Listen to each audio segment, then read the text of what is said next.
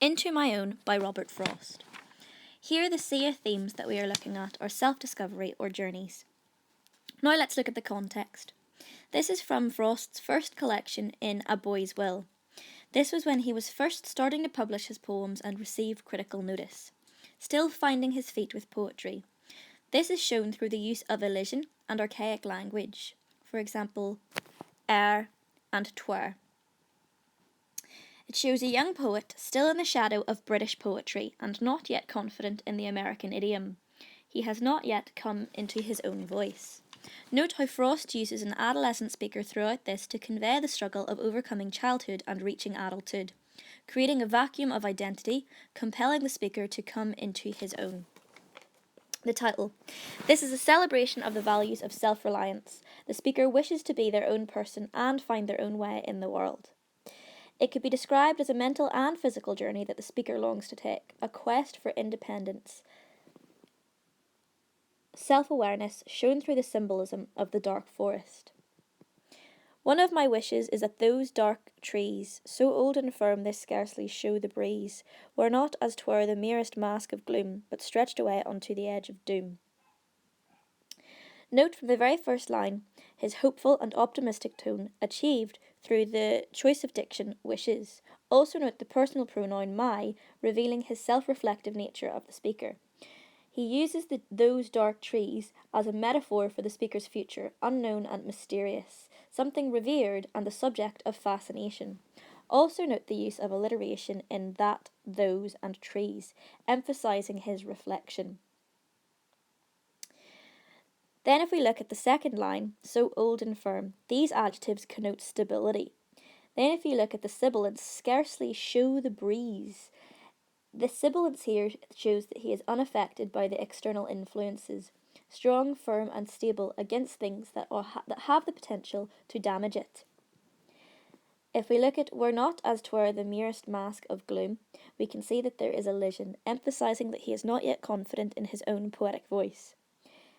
Also note the use of assonance throughout. We can see here the alliteration merest mask, that the mundane sound reveals that he hopes his future offers him something hopeful. He does not wish to live some sort of mundane, unfulfilled life. Then if we look at the very final line of this stanza, but stretched away unto the edge of doom. Stretched away is a potentially dark image used in a comforting way to evoke a sense of an endless future, giving the speaker a chance to hide from reality.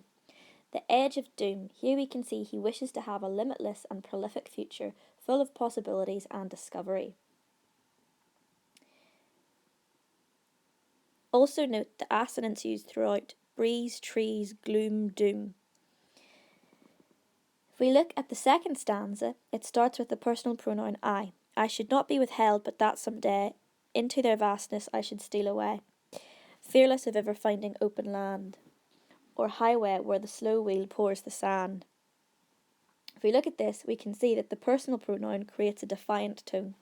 Then if we look at the choice of word withheld, we can see that he feels constricted by society and wishes to be removed from the influences of societal expectations, so he can come into his own, find his true self. Then if we look at the sibilants in the second line of this stanza, into their vastness I should steal away, it emphasises his determination to find his true self. And again, the choice of assonance further reveals this. Then if we look at the alliteration in fearless of ever finding open land, the alliteration emphasises his excitement at starting his new journey. Open land becomes a metaphor. We can see that he doesn't feel he needs a safety net or support. He is confident in himself and his own ability to find himself. He is courageous, not frightened of the expectations or pressure that he will put on himself. Then if we look at the metaphor for highway, we can again see that he views this as a metaphorical journey. He acknowledges that his journey of self-discovery will be lifelong, and once he embarks he cannot return to his former ignorant, dependent self.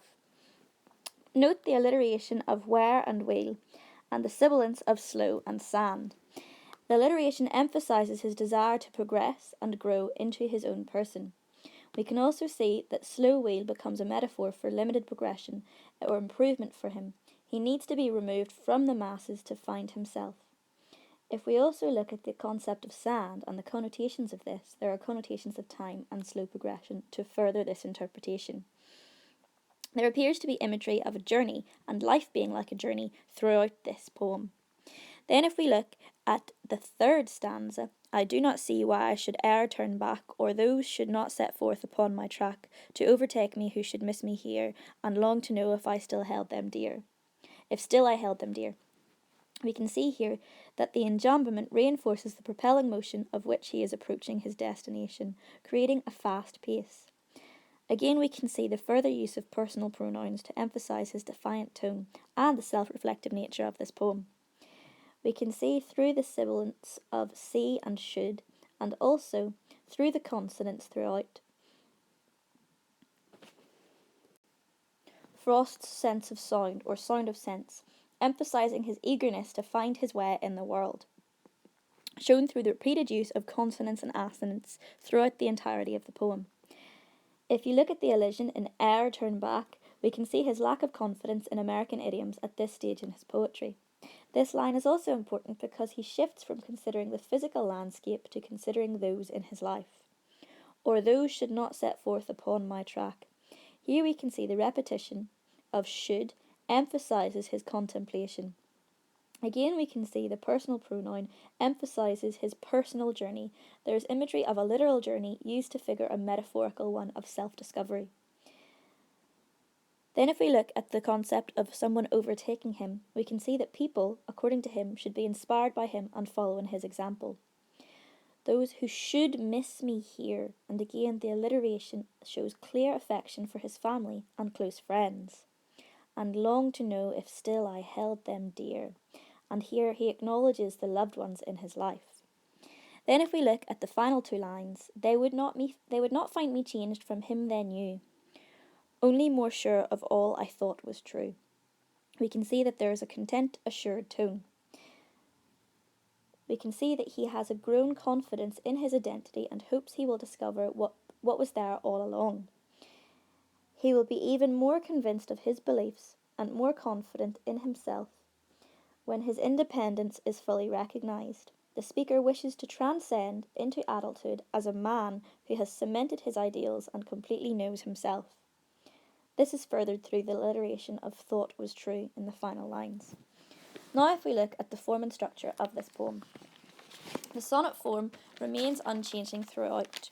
We can see that there are clearly 14 lines. This demonstrates that the speaker's foray into independence would not excite an utter break from his previous self. Instead, it would allow him to become a magnified version of who he has been. The rhyming couplets and the sonnet form combined is structurally demonstrative of the speaker's wish to retain his core self whilst cementing his beliefs, as the sonnet is a classic poetic form that retains its organisation whilst allowing its significance with whatever language is employed. Note that it is not Petrarchan or Shakespearean, showing his attempt to come into his own. We can also see that it uses iambic pentameter, but this time, rather than using blank verse, he uses heroic couplets, a sequence of rhyming pairs of iambic lines, again emphasising that he has not yet fully come into his own personal style yet. Sonnets are usually about love, but this one we can see is clearly about self-discovery. Let's consider the context in more detail. One of the most explicit themes of the poem is one of the better-known themes of Frost's life, his contempt for the masses and preference for geographically secluded areas. By the time the poem's final couplet hits, it is clear that those dark trees toward which the poet hopes to steal away represents also the darkness of a spiritual separation from the world and a retreat into oneself. The poet's all I thought was true could be and represent in these two separate interpretations, either the necessity of solitude or a further knowledge facilitated by solitude.